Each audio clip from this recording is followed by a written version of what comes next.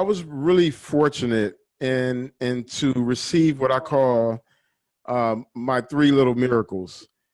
And the first miracle came in the form of having some of the most brilliant mentors really reach out to me early in my incarceration. I was around 19 to 20 years old, and the older gentlemen who were serving life sentences and who are still serving life sentences, they recognized and acknowledged something that was redemptive in me. And they began to guide me to books.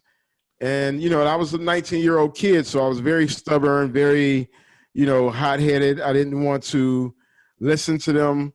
But they found a way to convince me to read. And that reading opened up not only my mind, but it opened up my heart so that I can be more empathetic and compassionate with myself, which is oftentimes we're not taught to do. We're taught to be empathetic toward other people and to be compassionate and thoughtful. But I, unfortunately, didn't recognize the need to do that for myself. And those brilliant men, they saw that if I was able to take those steps, that I can produce different life outcomes. And so they guided me to books. So that was the first miracle. The second miracle came in the form of a letter I received from the woman who raised the man, David, whose life I'm responsible for taking. I received a letter from her. And in this letter, she outlined every aspect of who David was as a father, as a friend, as a husband.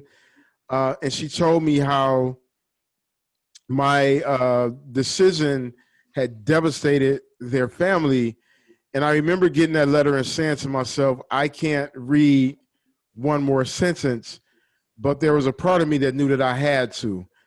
And so as I continued reading that letter, she said, despite all the pain I had caused, that she still forgave me. And not only did she forgive me, but she loved me, because that's what God would do and would want her to do. And then finally, during the most difficult time of my incarceration, which was a 4.5-year stint in solitary confinement, where I spent 23 hours on lockdown, 5 days a week, 24 hours on the other 2 days a week.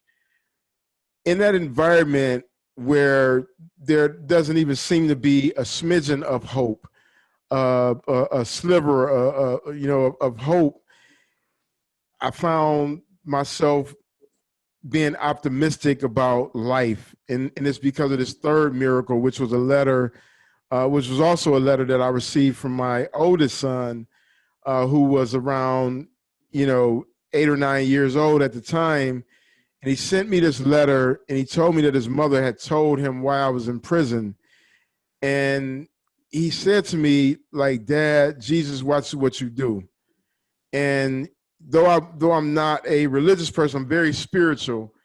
Hearing those words from my child, just awakened in me the desire and thirst to not only become a new person and to get back to a sense of the innocence that I once had, but to also be an example to my son as a father, and to show him that no matter what you've gone through in life, if you are willing to put the work in and take the necessary steps, you can produce very different outcomes. And so because I recognized that I owed him a father, I knew that I had to embark on this journey to understand, first of all, how did I end up in a prison cell when I started off with dreams of being a doctor?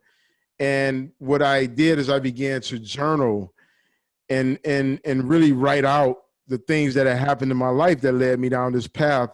And it was one of the most healing experiences I've undergone up to this point in my life. And so those things together combined were part of the renewal process. They were part of the things that helped me reconnect to my sense of humanity, and to recognize that within that sense of connection, that I had a great responsibility to, be an advocate for change and an advocate to counteract the gun violence that had sent so many of us to prison, and to disrupt the pipeline that has kids already earmarked for prison by the time they're in the 3rd grade. And I've been doing that work consistently ever since.